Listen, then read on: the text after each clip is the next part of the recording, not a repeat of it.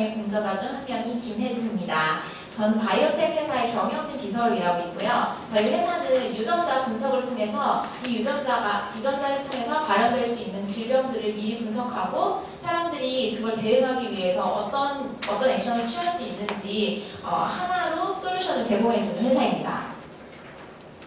제가 오늘 함께 나눌 이야기는요, 여러 가지 있는 시간 관계상 가장 중요한 얘기 해드릴게요. 위계 조직과 역할 조직의 개념을 잘 이해하지 못하고 좌충우돌 시행착오를 겪었던 저의 적응기를 얘기해드리려고 합니다. 아까 전에 위계 조직과 역할 조직에 대해서 간단히 설명을 들으셨을 텐데요. 저도 이제 주변 사람들이 그렇게 일을 많이 하고 있으니까 나도 이제 역할 조직에서 일을 해봐야겠다. 그리고 사람들이 막 얘기를 많이 해주니까 다 안다 생각하고 들어갔는데 정말 많은 시행착오를 겪었습니다.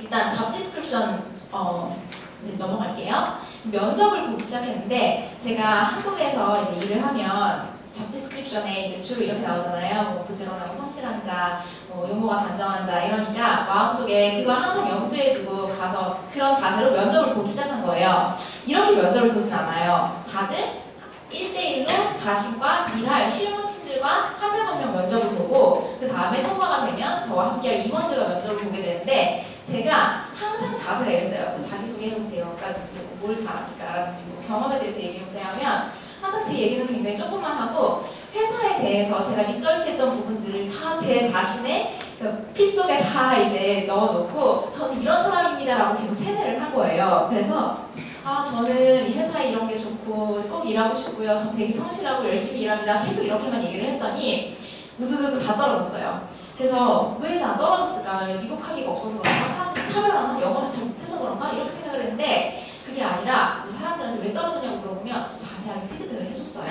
그래서 그 내용을 들어봤더니 3가지로 공통점이 나왔는데 첫 번째는 나는 너에 대해서 알고 싶었는데 너에 대해서 전혀 모르겠어 라고 하는 거예요. 그래서 이 사람이 어떤 커리어고를 가지고 있고 우리 회사가 이 커리어고에서 어떻게 서포트를 해줄 수 있고 이 포지션을 지원하면 이 사람이 이 커리어고를 얻기 위해서 달성하기 위해서 어떤 도움이 되는지 아니면 이 사람 정말 뭘 잘하는지 뭘 좋아하고 뭘 싫어하는지 저 정확하게 얘기를 하나도 한 게 없는 거예요. 그래서 그게 긴가민가 했다고 얘기했고요. 두 번째로는 제가 막 약간 갑을 관계하시잖아요. 의뢰 자세로 입었어요. 막 감사합니다. 막 이런 식으로 얘기하고 막 네, 제일 열심히 하겠습니다. 조금 칭찬해 주시면 막 감사합니다. 아닙니다. 막 부족합니다. 이렇게 얘기를 했더니 이렇게 의뢰 자세로 얘기하는 사람과는 같이 일을 할 수가 없다는 거예요. 왜냐하면 경영팀 비서라는 사람이 제가 생각하기에 막 5분 대기조로 항상 심부름 시키시는 거 다 하고 뭐든지 시키시는 일을 다 잘하는 사람이라고 생각했는데 실리콘밸리에서의 경영팀 비서는 그게 아니라 임원들이 너무 바쁘기 때문에 그 사람들이 볼 수 없는 부분을 보고 인풋을 줘야 됩니다. 그러니까 제가 사람들과 정말 많이 얘기하면서 팀 사람들, 임원의 그 아래에 있는 사람들 있잖아요. 그런 사람들과 얘기를 굉장히 많이 나누면서 저는 전체적인 걸 알고 있으면서 임원이 만약에 잘못된 길을 가고 있으면 그렇게 가면 안 돼. 아니면 너 지금 이거를 빼먹고 있어. 이게 정말 중요하니까 이 프로젝트에 집중해보자. 이런 식으로 인풋을 주는 역할을 하는 거예요. 제가 왜 그걸 할 수 있냐면 제가 중요한 회의에 다 들어갑니다. 임원들이 하는 회의에 들어가서 제가 레포트도 하고 회의록도 쓰고 그 다음에 모든 정보가 다 공유되는데 그것들을 회의에 참석한 사람들뿐만 아니라 모든 팀원들에게 다 나눠주기 시작해요. 그러면 사람들도 그 정보를 보고 충분히 생각할 수 있는 권력이라고 하나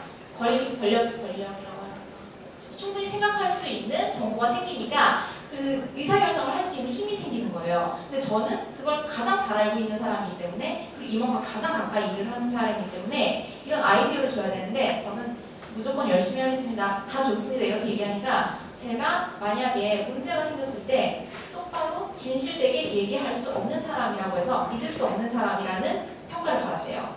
세 번째는 제가 잔심부름에 대해서 얘기를 한 적이 있어요. 제가 이제 비서로 다른 데서 일을 하면서 굉장히 많은 이제 불가능할 것 같은 잔심부름들을 가능하게 해내는 것들을 자랑으로 면접에서 얘기했어요. 그랬더니 임원들의 반응이 좀 별로인 거예요. 그래서 왜 그러지? 내가 틀렸나? 이렇게 생각을 했더니 그런 잔심부름, 개인적인 심부름 절대 시키지 않는다는 거예요. 그걸 우리가 시키지 않는데 너의 역할로서 너의 자랑으로 얘기를 하니까 이 30분의 짧은 면접 시간에 너와 내가 서로 어떤 사람인지 그리고 우리는 어떤 회사인지를 해서 같이 잘 맞는 합인지를 판단하는 이 소중한 면접 시간에 그런 쓸데없는 얘기를 했다고 해서 그런 얘는 이 잡에 대해서 정확하게 알지 못하는 사람이구나 해서 떨어뜨렸대요. 그 세 개가 공통적인 것이었고 이제 제가 여러 회사의 면접을 봤으니까 당연히 다른 피드백들을 받았는데 좀 너무 충격적이었어요.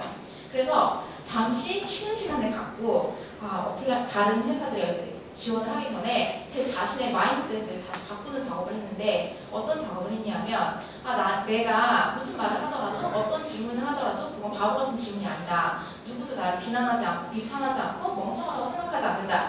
이걸 계속 세뇌를 시켰어요. 그런 게 저는 억지로 세뇌를 하지 않으면 제가 무슨 말을 하기 전에 항상 고민을 하는 거예요. 이분의 시간이 1분이 굉장히 소중한데 내가 이 말을 했다가 이분의 시간을 낭비하면 어떡하지? 아니면 내가 멍청한 질문을 했다고 안 뽑아주지 않을까? 아니면 무례한 질문, 좀 곤란한 질문을 했다고 싫어하지 않을까? 이렇게 생각을 했는데 제가 그런 질문을 하지 않으면 이 사람들도 저에 대해서 알지 못하고 저도 그 사람들의 커뮤니케이션 스타일을 알지 못해서 나중에 일할 때 어떻게 일을 하는지 서로 맞지 않는 거예요. 그래서 제가 다음에 마인드셋을 정립하고 다시 이제 면접에 들어갔을 때는 굉장히 주도적으로 얘기를 했어요. 잡 디스크립션에 있는 얘기들 이제 어떤 일을 한다고 정확하게 나오거든요. 이거의 잡 디스크립션에서는. 그래서 제가 나는 이 면에서는 이런 경험이 있고 나는 이건 잘 부족하지만 내가 이걸 어떻게 극복할 수 있고에 대해서 자세하게 얘기를 하면서 임원들한테 물어봤어요.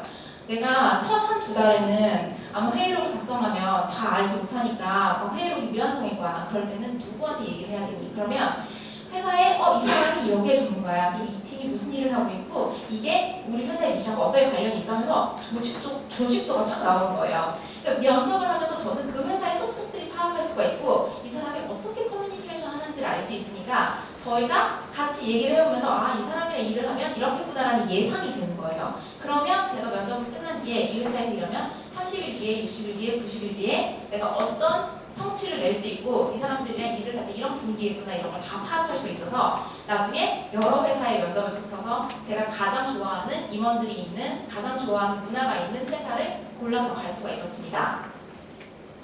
실무에서도 여전히 제가 이렇게 랭크 조직에 익숙하다 보니까 굉장히 시행착오를 많이 겪었어요. 그런데 첫날, 둘째 날에 제가 매일매일 12시까지 야근을 했는데 이메일을 막 보내니까 다음날에 그 보스가 연락이 와서 얘기 좀 하자는 거예요. 왜 얘기를 하냐 그랬더니 저는 칭찬받을 거 생각하고 진짜 열심히 일하는구나. 우리 슈퍼 신입이 들어왔다. 이렇게 막 자신감 있게 들어갔더니 첫말이 너 그렇게 일하지 마. 이렇게 얘기를 하는 거예요. 왜 내가 그렇게 늦게까지 일하는 게 왜 싫으냐고 했더니 첫 번째로는 이제 그런 야근 수당을 줘야 되잖아요. 야근 수당, 오버타임, 더블타임 다 받아야 되는데 제가 이제 아닙니다, 괜찮습니다. 저는 이제 배우는 자세로 일을 할 거니까 그냥 안 주셔도 돼 이랬더니 그러면 이거 불법이라는 거예요. 회사가 이거 걸리면 큰일 난다는 거예요. 그래서 다 쓰고 그 대신 어떤 일이 그렇게 급하길래 네가 12시까지 일을 했는지 사유서를 써보래요.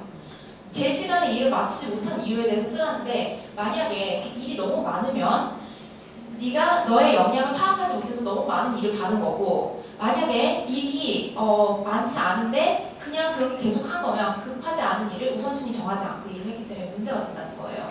그래서 제가 8시간 안에 제가 제 역량에 맞춰서 일을 할 수 있는 우선순위를 정할 수 있는 스킬을 강제로 배우게 됐어요. 왜냐면 사유서를 쓰라 그러면 그게 정말 얼전한 일인지 아닌지를 제가 계속 생각을 해야 되잖아요. 근데 이메일을 제가 다 보니까 그냥 CTO가 보내시면, CEO가 보내시면 저는 되게 그냥 급하다고 생각했어요. 근데 그분들도 이메일을 보내면서 당장 저에게 답을 바라지 않아요.